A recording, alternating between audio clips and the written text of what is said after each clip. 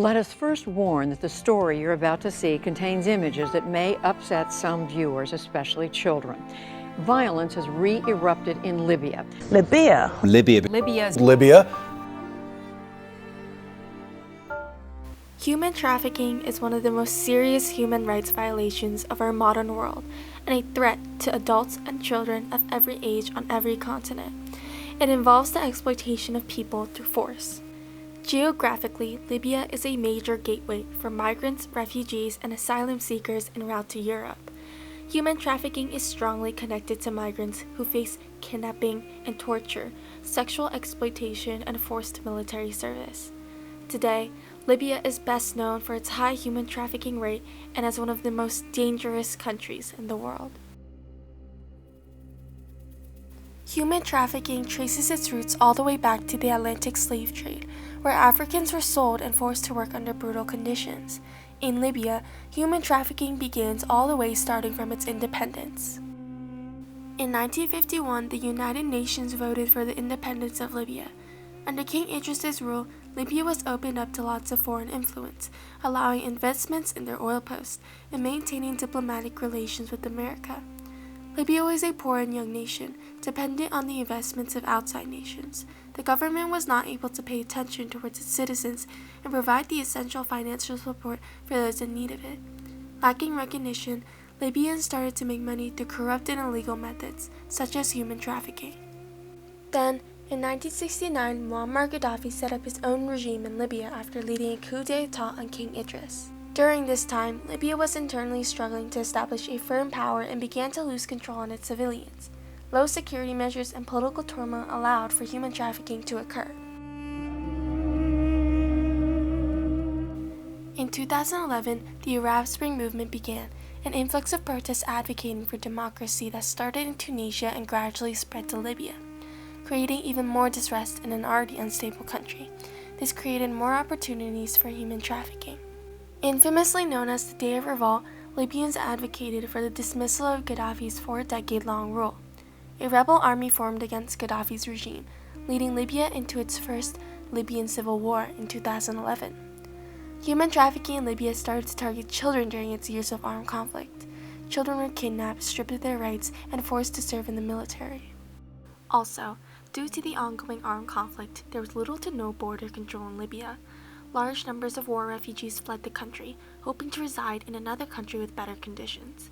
Migrant traffickers took this opportunity to illegally smuggle and exploit people.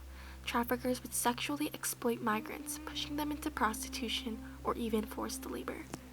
NATO intervention allowed rebel army forces to end the war with the victory and the death of Gaddafi. However, the political situation of Libya was still extremely unstable, and traffickers were still running on the loose. Tension grew between the divided political groups of Libya, as both aimed to take the capital Tripoli.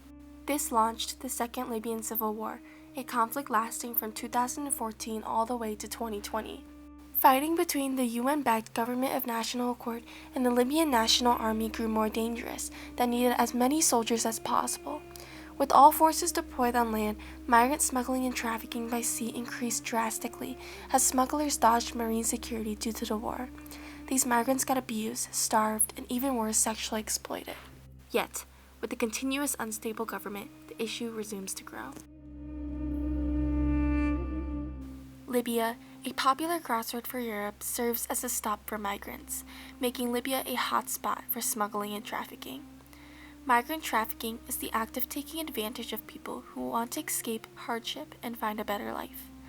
Undocumented migrants are high at risk of trafficking because of the fear of law enforcement and deportation. Most migrants are not aware of their rights and greatly rely on their smugglers. These traffickers exploit these individuals.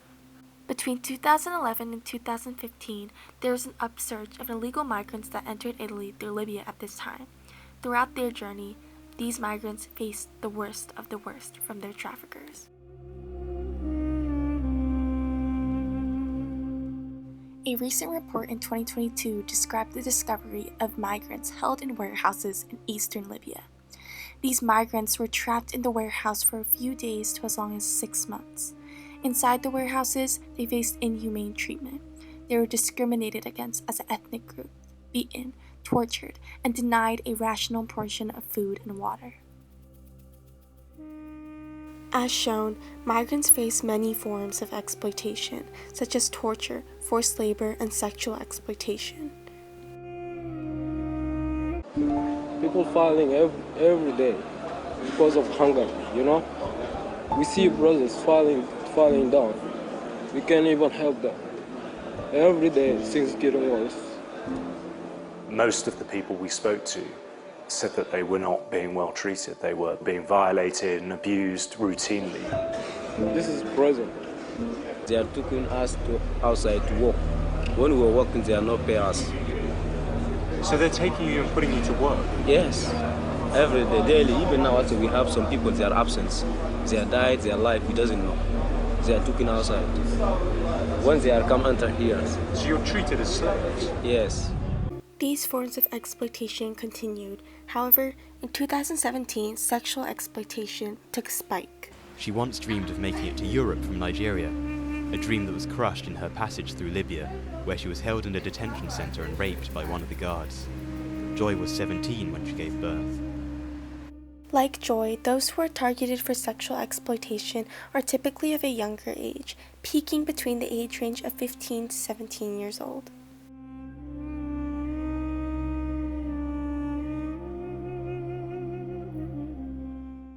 It was also reported that in detention centers, specifically the Department of Combating Illegal Immigration (DCIM), staff coerced women and girls into sexual acts in exchange for essential needs.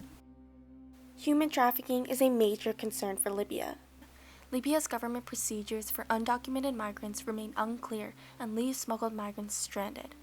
International organizations have estimated that there were at least 610,128 migrants and 41,000 refugees and asylum seekers in Libya as of 2021. The vast number of migrants have already been displaced inside of Libya. At this point of the problem, it is difficult to organize and identify those undocumented and figure out the trafficking that they have experienced, making this issue even more important and in need of recognition. If this problem is not properly addressed, the crime will continue in an unchecked status, since Libya clearly lacks the resources and legal framework to solve the issue. No, it's dangerous, I know. It's very risky. People die there. Gabriel's crime was to dream of finding work in Europe to support his wife and 3-year-old son. How are you going to get out of here? Actually, I don't know how to leave. There is no way to reach my family. My family don't know my whereabouts. I don't know what to do. I only pray for God to come and rescue us. That's all. First, one of the major impacts originating from this problem is health concerns. Human trafficking greatly impacts mental health. Victims suffer from anxiety, emotional numbness, memory loss, depression, and PTSD, post-traumatic stress disorder. This map shows the HIV infection for high-frequency spots in Libya, highly centered around the capital Tripoli in the western region. Another major impact is economic slump. Money made from human trafficking is part of the black market and therefore does not count towards the country's GDP and does not circulate as public money. The money is used to continue funding black market businesses like drugs and human trafficking.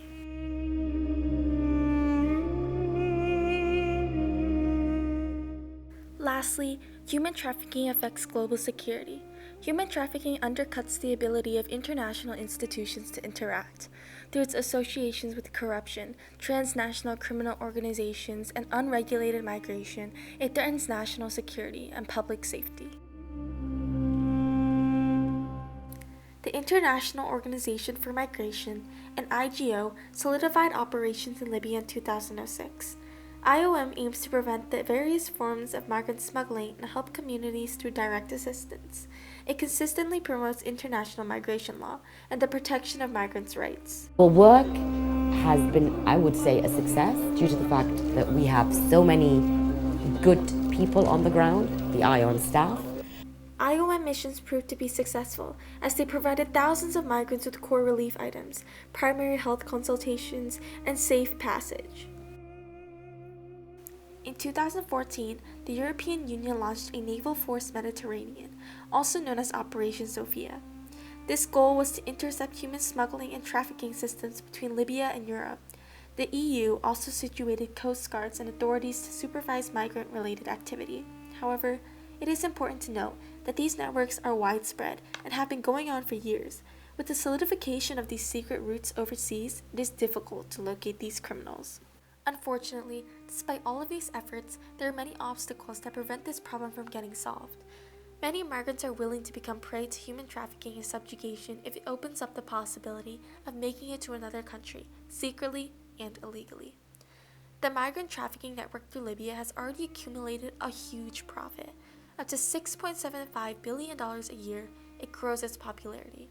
It makes it an irreversible problem, as networks are embedded with each other and continue to accumulate and grow over time. These people need help. Stop human trafficking now.